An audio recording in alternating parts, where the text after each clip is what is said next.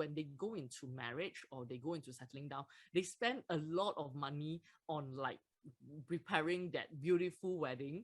But I always say I wish people spend as much time or resources on making sure that they are ready for a marriage, not the wedding. Because the wedding is just the beginning, but the marriage is really the one that is going to last for a lifetime. So some of the things that you can also explore would be pre-marriage workshop. I think that's a lot out there that's available, because I think that would really help you to explore and analyze some of the things that we talk about. And I think this would really help you to decide whether this is the right way forward. So in fact, I have friends who have gone through pre-marriage counseling, and after that they decide not to get married.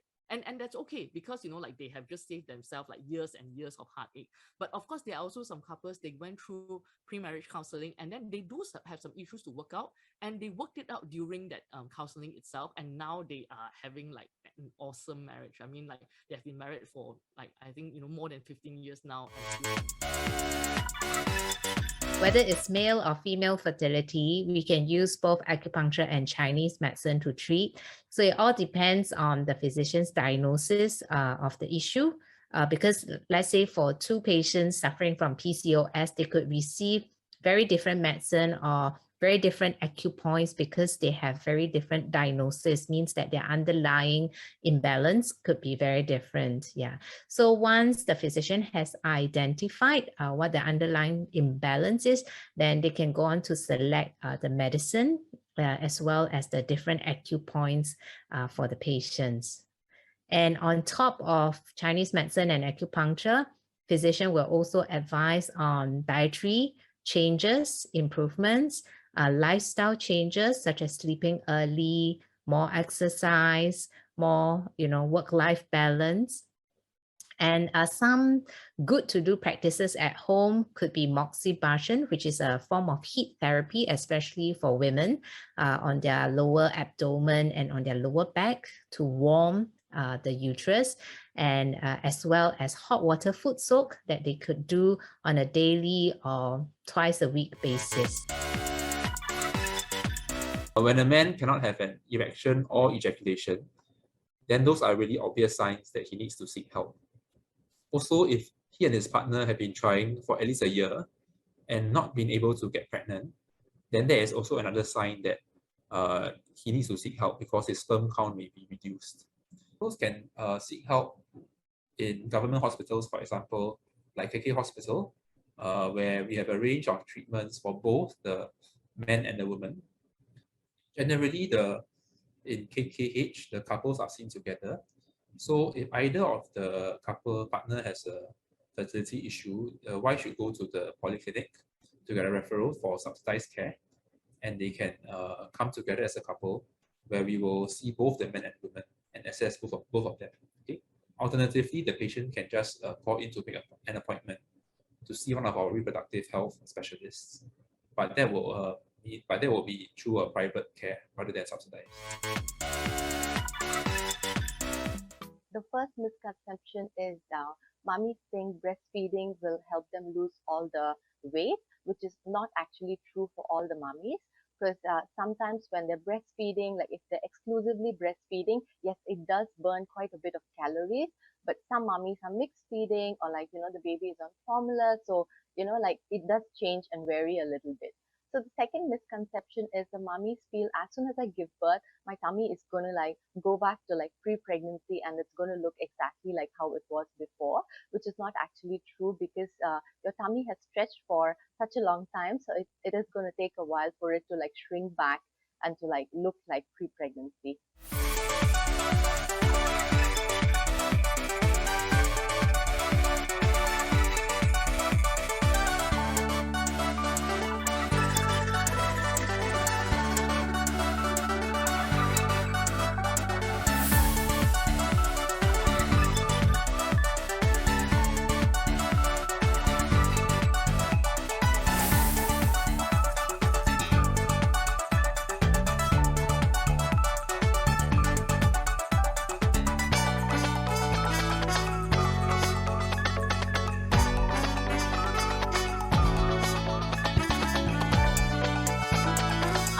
Five-step system that I actually came out on my own. Okay, So here's are my 5 steps.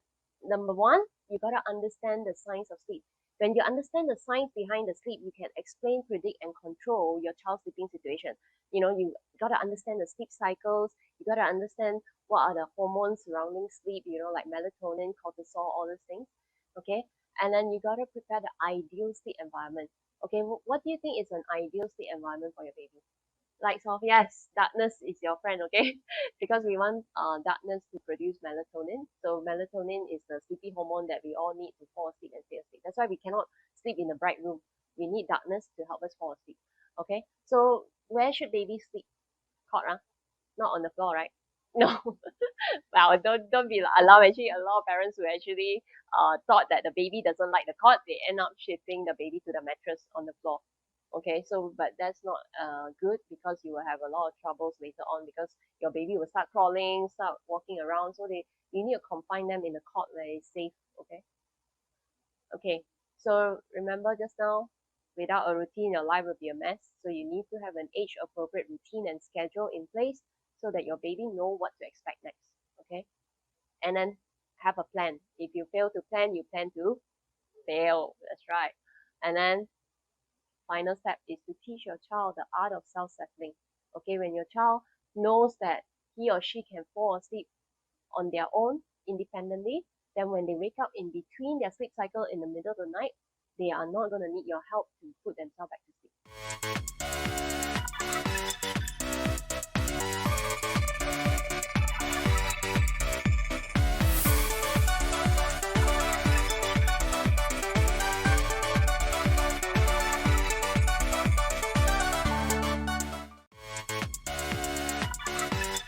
So when the doctor talks about treatment, obviously we're going to try to optimize the health of the sperm.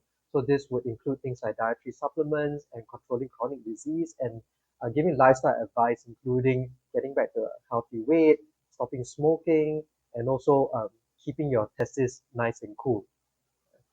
But don't forget, healthy sperm doesn't automatically lead to conception. Right?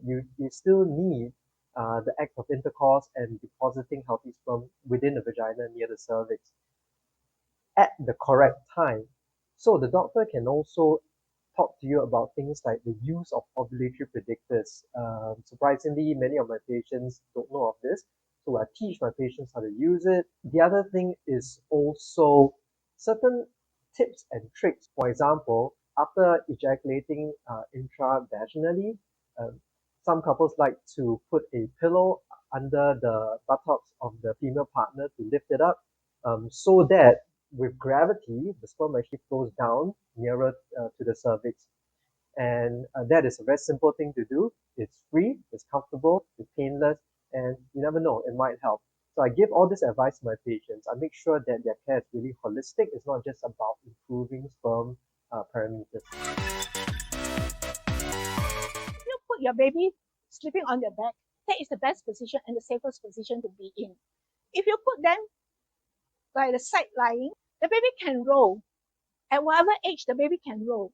So when the baby roll, their neck is very weak. They tend to suffocate. So it's not a wise position to put. Also remember, around your cot, don't put stuffed toy or loose item, because it might drop on your baby and your baby might get suffocated. Baby do roll. Whatever you do, always try to make sure you have one hand on the baby. Now during the bath, you might be doing on the floor or very low thing, and you think you hear a phone ring and you want to go listen. Try to just wrap your baby and bring your baby with you. It's safer that way than to leave your baby where it is.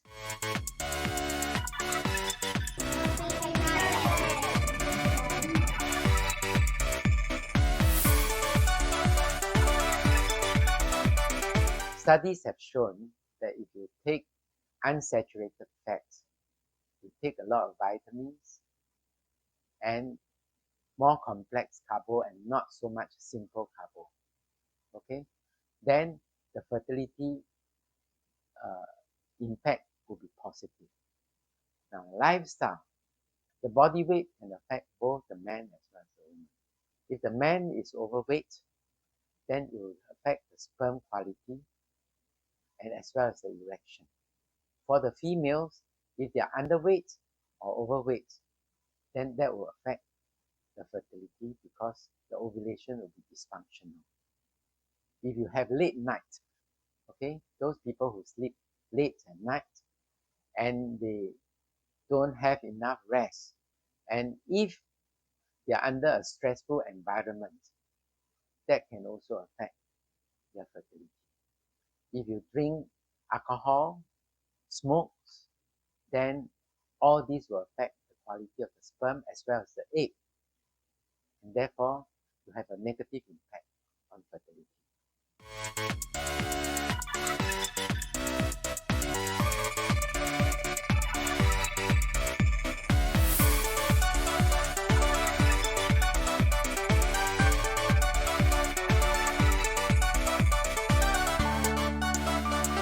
If someone has asked me to do my sperm analysis, let's say, what would they come up in terms of descriptive diagnosis, we call it? Okay, so there are a few terms that we use. For example, azoospermia, AZOO-spermia, means no sperms in the count in the sample. Shocking, but can be due to blockage. It's obstructive, so we can either go to the testis and take it, or we can join up the tube. So at least now with technology called IVF, ICSI, men who could not father their children a short maybe 40 years, 30 years ago can still do. But the vast majority of cases is something called oligospermia.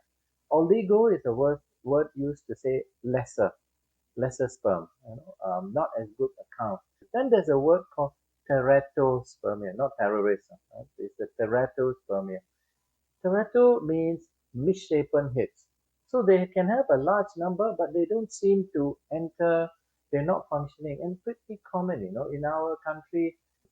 Actinospermia is another one. Actino means they're lazy. They're not so active. They're not good swimmers. They're more relaxed. So actino. Parent conflict usually lies between the parent expectation for the child. The parent expectation for the child then will result in the child having this ambivalent behavior, because it's like, if I were to do the right, they will only have one response. So they will respond that way, and then they see what's the reply. So if the mommy come back with this reply and daddy come back with that reply, they will be so confused, because if I do what the daddy say, my mommy scold me. If I do what mommy say, daddy scold me. They don't know what to do. It creates a very bad development for them, in a way that they cannot make a decision on their own. Because they will eventually make a decision on their own. Then they'll get scolded by both. For the parent is, they have to communicate, the direction have to be the same. That's the very basis. So as a couple must always communicate what you want for the child. You can't be like one person say, okay lah, take it easy, let the child develop itself. Another one, I want him to be the elites of the elites. But the curriculum is different. And because curriculum is different, the child will be very confused. So semen analysis looks at the outside part of the sperm, where we look at the shape, has it got a nice head, and then you look at the tail where it swims very well. That helps in the motility and the swimming of the sperm to reach the egg. But importantly is a good sperm is one that can swim well, swim forward, and be able to penetrate the egg. So a sperm is essentially a taxi. Now that, but what really matters is what the sperm carries, because that is what that really goes into the egg, and then that's where fertilization takes place. So DNA fragmentation looks at the health of that package being carried. So the more the DNA is fragmented, the more unhealthy it is, or more unlikely it is that there can be good, healthy fertilization. So the two tests are actually looking at the sperm, but one looks at the outside and the other one looks at what's inside.